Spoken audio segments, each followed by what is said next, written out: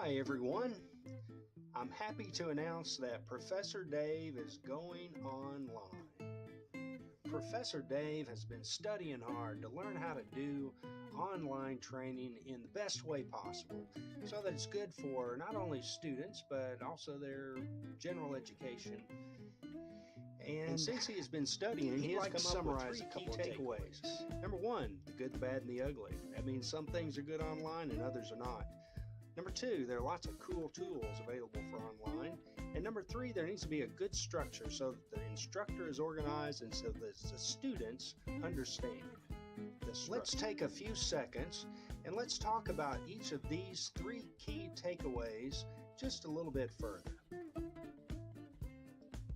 The good and the bad and the ugly. This basically means that some things are good online and others are not so good online. Blended learning allows the best of both worlds.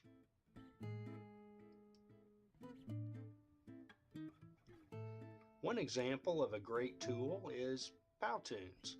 This happens to be the tool that I'm using right now. And although there is a paid version of the software, this one was created entirely with the free or shareware version of the software. Good scaffolding or a structure to the class is very important. One, it keeps the instructor organized and makes sure that the content is tied together very well. Second, it allows the students to feel comfortable with the material and know where to find what they're looking for. So to revisit, there are three great things that I got out of the class.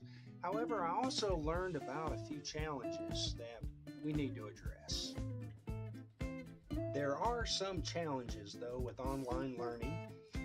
The two that most stand out to me are, one, engaging the students, making sure that they're involved in the learning, and number two, making sure that the instructor has a presence and is in front of the students. Now let's talk about some solutions to each of these problems.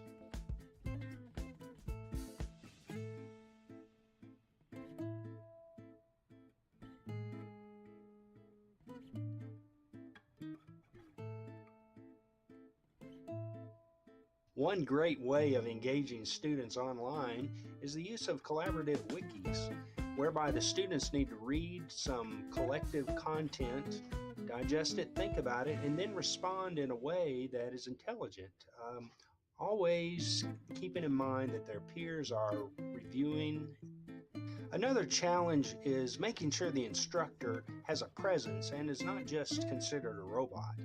I think that one great way of doing this is by regularly, possibly even daily, responding frequently to students' input.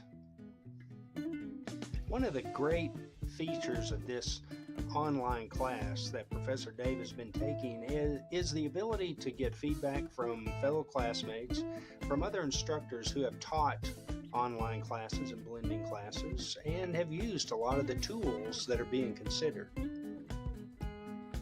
One of the central topics in the class has been an ongoing discussion and comparison between what types of learning is good online and what types of learning is good face-to-face. And I think it depends in a lot of different situations on the material and the course. Therefore, I think one of the great things that I can take advantage of here is some input from my classmates on what types of situations are better for online and face-to-face learning environments. So here's the question, and your response is appreciated. What types of courses or material do you think are best suited for online delivery? And what types of courses or material do you think are best suited for face-to-face delivery? Yes, that's right. Professor Dave is global, and we are now accepting logistics students from anywhere in the world, as long as you have an online connection and the internet. Created using Powtoon.